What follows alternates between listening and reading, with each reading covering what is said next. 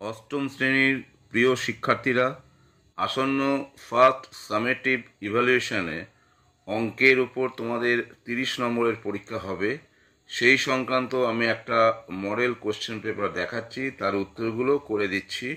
তোমরা এগুলো দেখো, তোমাদের পরীক্ষার প্রস্তুতিতে সহায়ক হবে। তাহলে শুরু করা যাক। প্রথমেই হচ্ছে অবজেক্টিভ প্রশ্ন। দেখো এখানে 8টা প্রশ্ন আছে, 1 × 8 অর্থাৎ 8 নম্বর। আমি প্রশ্নগুলো দেখাচ্ছি, তোমরা দেখে নাও, উত্তরগুলো করে দিচ্ছি। প্রথমেই বলছে 3/5কে কোন মূলদ সংখ্যা দিয়ে গুণ করলে গুণফল 1 হবে? অ্যান্সার হচ্ছে 5/3। a² + 4 এর সঙ্গে কত যোগ করলে তা একটি পূর্ণবর্গ সংখ্যামল হবে? এটা হবে 4a। কেন হবে না, a² + 4কে লেখা যেতে পারে a² + b² এইভাবে। তার মানে a+2 হোল স্কোয়ার -4a। তাহলে 4a যদি যোগ করি তাহলে একটা পূর্ণবর্গ সংখ্যা হয়ে যাবে। শূন্যস্থান পূরণ করো। বর্গক্ষেত্রের কর্ণদ্বয় পরস্পরকে তোমরা নিশ্চয়ই জানো, সমকোণের সমদ্বিখণ্ডিত করে বা লম্বভাবে সমদ্বিখণ্ডিত করে, যে কোনো একটা লিখলেই হবে। সঠিক উত্তরটি বেছে নাও। 50 ডিগ্রি কোণের পূরক কোণের মান কত? তোমরা জানো, যদি দুটো কোণের সমষ্টি 90 ডিগ্রি হয়, একটিকে অন্যটির পূরক কোণ বলে। তাহলে নিশ্চিতভাবে 50 ডিগ্রি কোণের পূরক কোণের মান হচ্ছে 40। এখানে দেখো 3টে অপশান দেওয়া আছে, তাহলে কারেক্ট অপশান হবে 40। তাহলে 40টা এখানে লিখতে হবে। এরপরে হচ্ছে মূলদ সংখ্যা সম্পর্কিত প্রশ্ন। 1/3 ও 1/4 মধ্যে দুটো মূলদ সংখ্যা বসাও। আমি এখানে দুটো লিখে দিয়েছি। তাহলে এই দুটো মূলদ সংখ্যা, তোমরা অন্য কিছু হবে কিনা ভেবে দেখতে পারো। নেক্সট, এফের প্রশ্ন বলছে এ কোণ ও বি কোণ দুটো সম্পূরক কোণ। এ কোণ যদি 60 ডিগ্রি হয় তাহলে বি কোণের মান কত? দেখো, এ ও বি সম্পূরক কোণ, এর অর্থ হচ্ছে এ কোণ প্লাস বি কোণ মানে হচ্ছে 180 ডিগ্রি। সুতরাং এ যদি 60 হয় তাহলে বি হবে 180 - 60 অর্থাৎ 120 ডিগ্রি। নেক্সট কি বলেছে, একটি আয়তক্ষেত্রের দৈর্ঘ্য বলে দিয়েছে একক, প্রস্থ বলে দিয়েছে এত একক। তাহলে বলছে এই আয়তক্ষেত্রের কি চেয়েছে না, পরিসীমা নির্ণয় করতে বলেছে। আমরা জানি আয়তক্ষেত্রের পরিসীমা মানে 2 × দৈর্ঘ্য প্লাস প্রস্থ।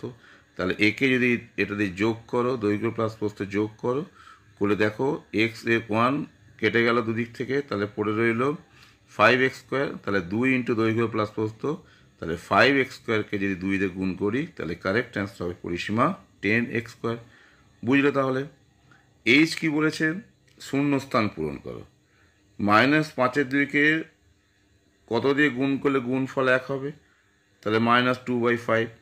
তোমরা এভাবে করতে পারো। ধরি এটা হচ্ছে এক্স, তাহলে -5/2 × x মানে হচ্ছে 1। তাহলে এক্স এর মান সরল করে দেখবে -2/5। বুঝতে পারছো তাহলে? তাহলে 8টা অবজেক্টিভ প্রশ্ন দেখলে। এবার 2 নম্বরের 4টে প্রশ্নের উত্তর দিতে হবে। সংক্ষিপ্ত প্রশ্ন 4টি প্রশ্ন, ইচ কোশ্চেনের ভ্যালু হচ্ছে 2। তো 2 × 4 হচ্ছে 8। 2662কে কোন ক্ষুদ্রতম পূর্ণ সংখ্যা দিয়ে ভাগ করলে ভাগফল পূর্ণ ঘন সংখ্যা হবে? তাহলে এটা 2 দিয়ে করতে হবে, পূর্ণ ঘন সংখ্যা। দেখো 2662 মানে আমরা বলতে পারি 1331 × 2, আর 1331 হচ্ছে 11-র ঘন। সুতরাং 1331 ঘনমূল আমরা বলতে পারি 11। সুতরাং এই সংখ্যাটা যদি 2 দিয়ে ভাগ করা হয় তাহলে ভাগফল একটা পূর্ণ ঘন, অর্থাৎ 11-র ঘন 1331 হবে। সুতরাং কারেক্ট অ্যান্সার হবে 2 দিয়ে ভাগ করতে হবে। নেক্সট কি বলেছে, x + 1/x = -1 হলে x³ - 1 এর মান কত? কারেক্ট অ্যান্সার হবে 0। তোমরা এটা মিলিয়ে দেখে নেবে। দুটো পূরক কোণের একটি অপরটির 4 গুণ হলে কোণ দুটির মান কত? আমি আগেই বলেছি যে দুটো কোণের সমষ্টি যদি 90 হয়, একটিকে অন্যটি পূরক বলে। তাহলে একটা যদি x হয় তাহলে আরেকটা হবে 4x। তাহলে 4x + x মানে হচ্ছে 90। তাহলে x হবে হচ্ছে 18। তাহলে আরেকটা হবে 4x। তাহলে 4 × 18 হচ্ছে 72। তাহলে অ্যান্সার হয়ে যাবে 18 × 72। খাতা বার করে এগুলো করে নাও। 3x - 1/3x = 3 হলে এর মান নির্ণয় করো। এটা হচ্ছে AQ - BQ এর প্রশ্ন, অর্থাৎ ঘনমূলের যে ফর্মুলা বা ঘনর যে formula a - b whole cube বা AQ - BQ, এই সংক্রান্ত প্রশ্ন। তোমরা এটা করলে দেখবে উত্তর 36 আসছে। এবার একে 3c - 2 দিয়ে ভাগ করো। আমি ভাগফলটা করে দিয়েছি, তোমরা মিলিয়ে নাও। এফেরটা কি বলেছে দেখো, 200 সংখ্যাটিকে কোন ক্ষুদ্রতম ধনাত্মক পূর্ণ সংখ্যা দিয়ে গুণ করলে গুণফল পূর্ণবর্গ সংখ্যা হবে? এটাও অ্যান্সার হবে 2। কারণ 200 সংখ্যাটিকে কোন ক্ষুদ্র সংখ্যা পূর্ণ দিয়ে গুণ করলে, তাহলে 200 ইন্টু যদি 2 হয় তাহলে 400, তাহলে 400 কি হচ্ছে একটা 20 বর্গ। সুতরাং একে যদি 2 দিয়ে গুণ করা হয় তাহলে গুণফল একটা পূর্ণবর্গ সংখ্যা হবে। এবার দেখো ফ্যাক্টরাইজ করতে দিচ্ছে উৎপাদকের বিশ্লেষণ, যে কোনো দুটো প্রশ্ন, বীজগণিতিক প্রশ্ন। 3 ইন্টু 2 হচ্ছে 6, ইচ কোয়েশ্চেন হচ্ছে 3 নম্বর করে, 3 ইন্টু 2 হচ্ছে 6, আমি এখানে লিখে দিয়েছি 3 নম্বর করে, দুটো করতে হবে 6। দেখো প্রথম প্রশ্নটা দিয়েছে, এর অ্যান্সারও করে দিয়েছি, তোমরা করে নাও, মিলিয়ে নাও। একইভাবে বিয়ের অঙ্কটা দেখো, অ্যান্সার দিয়েছি, তোমরা করে নাও। আর সি এরটাও দেওয়া আছে, A square A Q A square minus B square minus C square plus 2bc, এরও অ্যান্সার দিয়েছি, তোমরা চেক করে নাও। তাহলে এ বি সি এর মধ্যে তোমরা যে কোনো দুটো অ্যাটেম্প করবে।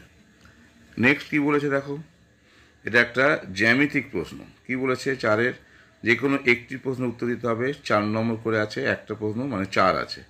চাঁদার সাহায্যে দুটো সন্নিহিত কোণ 35 ডিগ্রি 55 ডিগ্রি কোণ আঁকো। সন্নিহিত কোণের বহিস্থ বাহু দুটি কীভাবে অবস্থিত লেখো, অর্থাৎ সরল রেখা বরাবর। কারণ 35 আর 55 যোগ করে হচ্ছে 90, তাহলে 90-এর দুই পাশে কী হচ্ছে না, তাহলে একটা সরলরেখা আকারে যুক্ত আছে। কারণ মাঝখানের কোণটা, মাঝখানের যে লম্ব সমদ্বিখণ্ড সেটাই তো 90 ডিগ্রি দুদিকে হচ্ছে। 35 আর 55 সন্নিহিত কোণ, সুতরাং সন্নিহিত কোণের বহিস্থ দুটো বাহু কী হচ্ছে না, সরলরেখা বরাবরই অবস্থান করবে। একটি রম্বস আঁকতে বলেছে, এইচ ও এম কোণ 60 ডিগ্রি, এইচ ও সমান 6 সেমি। এটা টেক্সচুয়াল প্রশ্ন, আশা করি তোমরা এটা পারবে। এবার পাই চিত্র সম্পর্কে দেখো, দুটো প্রশ্ন দেয়া আছে, তোমরা ভালো করে দেখে নাও। পছন্দের বিষয়ের সঙ্গে 7টি সংখ্যা, গান, কবিতা, নাটক, ছবি আঁকার এই সংক্রান্ত তালিকা দেওয়া আছে। এখান থেকে একটা পাইচিত্র আঁকতে হবে। নিচের তালিকা থেকে কি বলেছে, তথ্য নিয়ে পাইচিত্র আঁকতে হবে, এই একটা দিয়েছে। আর বি, এখানেও ছাত্র একটি মডেল তৈরি করেছে, উপকরণ কেনার খরচ একটি তালিকা তৈরি করা হলো। এই দেখো প্রশ্নটা ভালো করে দেখে নাও। তাহলে এই যে তথ্যগুলো দেওয়া আছে, এখান থেকেও একটা পাইচিত্র তৈরি করতে হবে। তাহলে আশা করি তোমরা বুঝতে পারলে কী কী ধরনের তাহলে প্রশ্ন এলো। প্রথমে দেখো তাহলে 8 নম্বরের অবজেক্টিভ প্রশ্ন দেখো কি বলেছে না, অবজেক্টিভ প্রশ্ন তোমরা দেখতে পাচ্ছ, এখানে 8 নম্বরের প্রশ্ন আছে, 8টা করতে হবে অবজেক্টিভ। তারপরে দেখো 4টে 2 নম্বরের প্রশ্ন আছে, তারপরেও একইভাবে 3 নম্বরে 2টো প্রশ্ন আছে, জ্যামিতির প্রশ্ন একটা আছে এবং পাইচিত্র সংক্রান্ত প্রশ্ন একটা আছে। তাহলে মোট 30 নম্বরের একটা মডেল কোশ্চেন পেপার এবং তার উত্তরমালাও আমি করে দেখিয়ে দিয়েছি, উত্তরমালাও দিয়ে দিয়েছি, তোমরা করো। আশা করি এটা তোমাদের পরীক্ষার প্রস্তুতিতে সহায়ক হবে। সুতরাং এখানে শেষ করলাম।